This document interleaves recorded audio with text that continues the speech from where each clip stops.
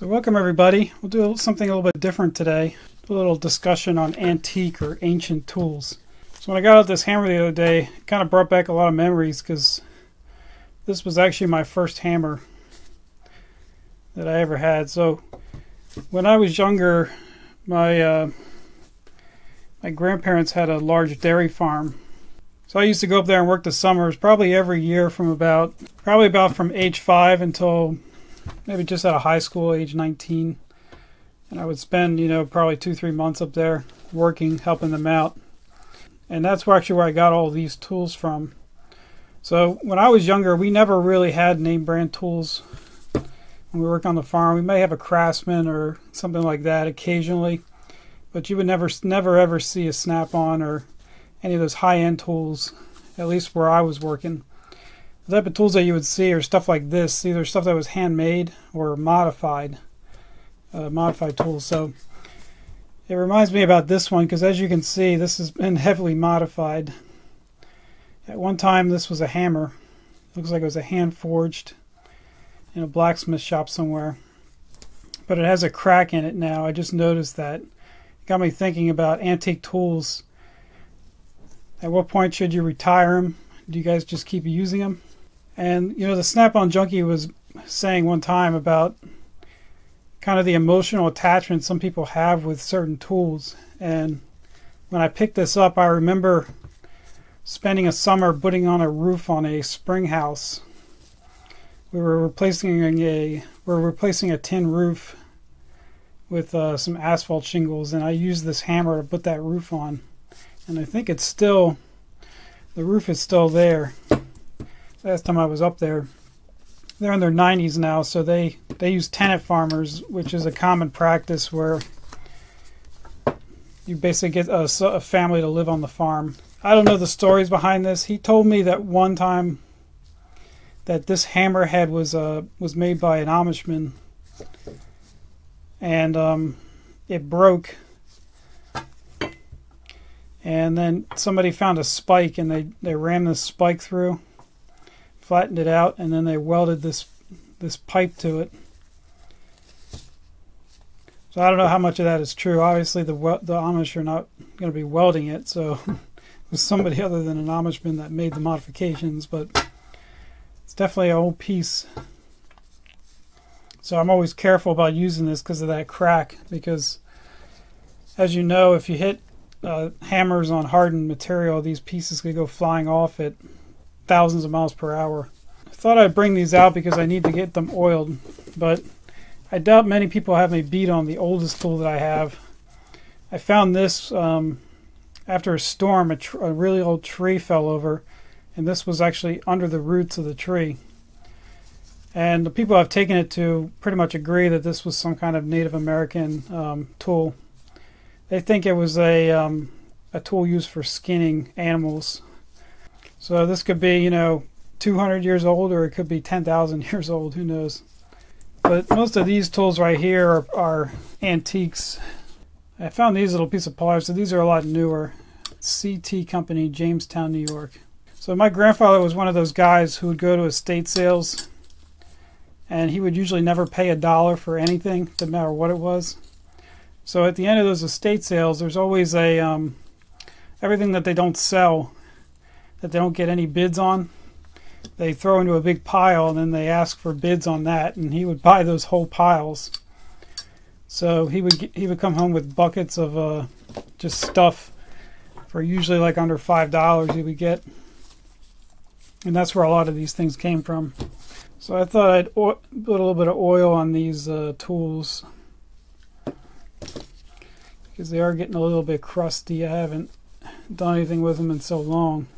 Because pliers are one of those things where the technology as metal hardening has come so far that it's almost not worth it to use an antique plier. Mostly because you have a bigger chance of damaging the teeth on it. So looks like this one needs to be derusted a little bit. Probably set that aside. So this one was another one that I got from my grandparents. I guess they call these a carpenter's hatchet. because it has a nail puller and obviously a hatchet blade, but also a hammer. And I remember this because I remember carving my initials in this a very long time ago. I think if I remember, I put these in here to give it more grip. I used some kind of tool. I just don't remember what I used. And this one probably should be retired too. If you see all these chips on there. So the good thing about this ballast tool is you can use it on practically anything, as long as it's not brass or bronze. And I actually do find it does work pretty well on wood. So for all you farmers out there, you guys probably know exactly what this is. This is actually called a corn stalk cutter. It's basically just a small sickle, but I was always told this was for cutting corn stalks. So that was one of my jobs in the morning, was to go out and cut down a bunch of stalks that we took the sweet corn off of, and that would be given to the cows. So I'd usually go out every morning and cut down 10 stalks that we picked the ears off of already. So I figured I'd oil these because I don't think I've oiled this in a really, really long time. So this one looks a little newer. There's no maker's mark on it, but I'm guessing it was made in the 50s maybe. I've always wondered how to get these pins out if you ever need to replace this. If anybody knows. I really would rather not hit that with a hammer if it'll damage this. But I mean, it's not moving. It's not moving the blade at all, so there's not really any issue. But I guess at some point the handle may need to be replaced. So here's another very interesting piece. This one I got pretty recently, actually. And this is what we used to do. If we ever broke a tool, we would rarely ever throw it out. We would repurpose it. In this case, if we broke the tip on this, we put this on a grinder and make a new one.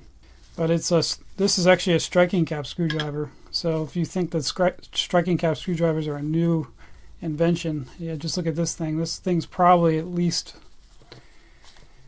I gotta say that this is probably pre-1920 from the style of it, but it definitely needs to be oiled, at least the handle. So it's got a wooden handle on it. As you can see, no maker's marks or anything on that. So last thing up, here's another interesting, it's a machete. Very old school style machete. So this probably would have been hand forged as well in a blacksmith shop. So the whole reason for this video is maybe you guys could share some of your experiences. And do you still use a lot of antique tools? Or do you retire them after so many years of use? Because there is always a little bit of a danger, especially with hammers. I know some people have had stories about using really old hammers and having pieces fly off and hit somebody who's like 100 feet away in the face. So that's about it for this one. I just want to have a short discussion on antique tools and what your guys' experience is on. I'm sure everybody has lots of stories. I don't know how many people actually kept their first hammer, and I doubt people have their first hammer was as unique as this one is.